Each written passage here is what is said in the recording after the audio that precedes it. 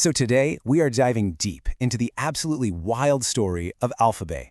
We're going to talk about how one guy built a billion-dollar criminal empire on the dark web and how a single, almost comically stupid mistake brought the whole thing crashing down.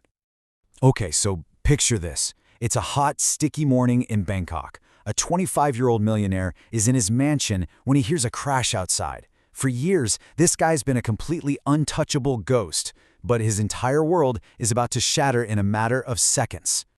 And really, that was the million-dollar question for law enforcement all over the world. The man they were chasing went by one name, Alpha-02. He was this phantom kingpin of the dark web, and for years, it seemed like he was completely untraceable.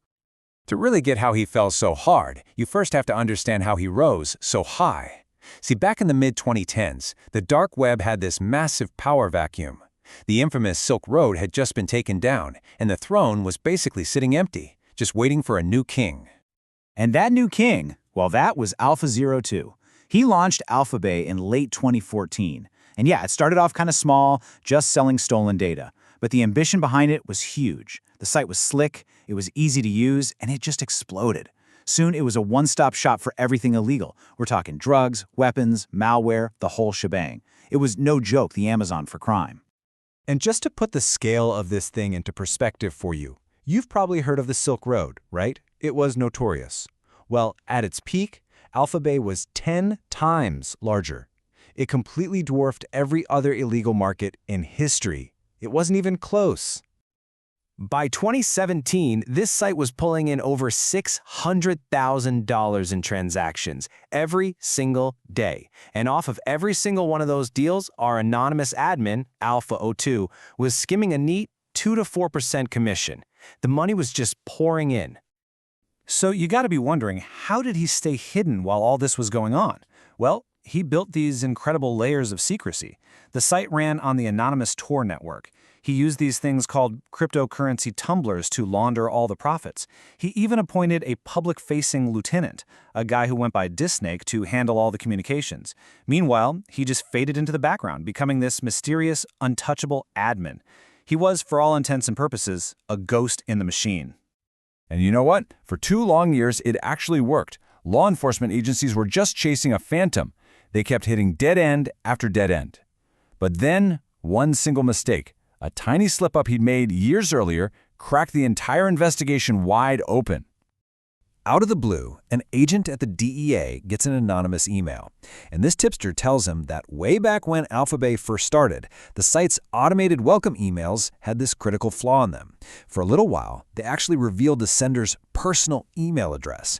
Now, it got fixed pretty quick, but somebody out there had saved the proof. And here it is, the fatal flaw. You honestly can't make this up.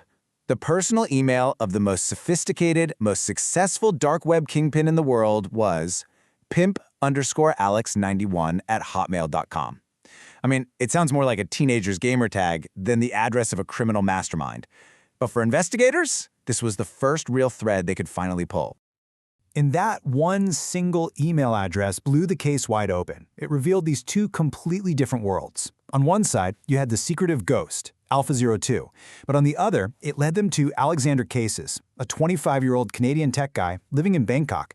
In reality, he was this flashy, arrogant playboy who drove a Lamborghini, owned multiple mansions, and was constantly online bragging about his money and success with women under the alias Romeo. He seriously thought he was untouchable. So once they had a name and a location, the game was on. A massive multinational task force was put together, and they codenamed it Operation Bayonet. The mission was simple: take down the king and his entire kingdom in one single, perfectly executed move. The plan they came up with was, frankly, genius. See, they couldn't just kick the door down, because Cazes could have his computer wiped in seconds. So the takedown had to be flawless. Step 1, an agent deliberately crashes a car into his front gate. Step 2, lure the surprised Cazes outside away from his precious laptop. And then the most crucial part, Step 3. While he's being apprehended, a second team storms in to grab that computer while it's still unlocked and unencrypting. And it worked. Perfectly, like clockwork. Cazes heard the crash, he ran outside, leaving his laptop wide open, and he was tackled just feet from his own front door when he tried to run back inside. In that single moment, the agents got their hands on everything. They had the digital keys to the entire AlphaBay empire.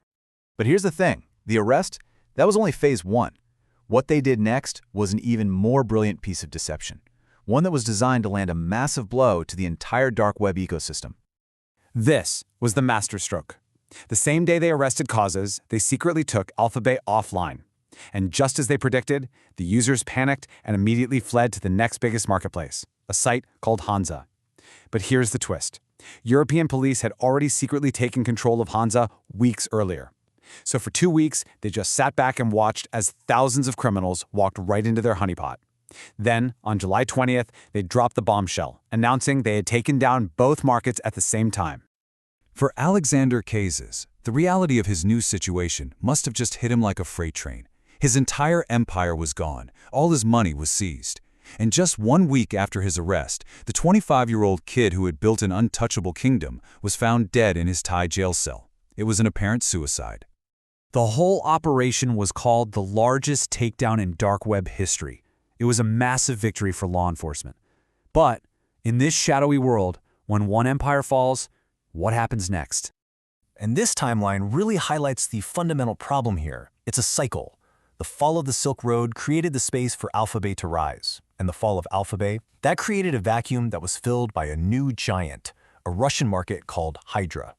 And after Hydra was taken down in 2022, well, the game of cat and mouse just never, ever stops. You know, at the end of the day, the story of Alexandre Cazes is just a classic cautionary tale. He was a brilliant operator, no doubt. He built something massive, but his own arrogance, his own greed, led to these incredibly careless mistakes, that forgotten email, all those boastful posts online. That's what ultimately gave him away. It's like a modern Icarus story, proving that even in the digital world, the minute you think you're too smart to get caught, that's usually the very thing that brings you down. And that really leaves us with this final thought.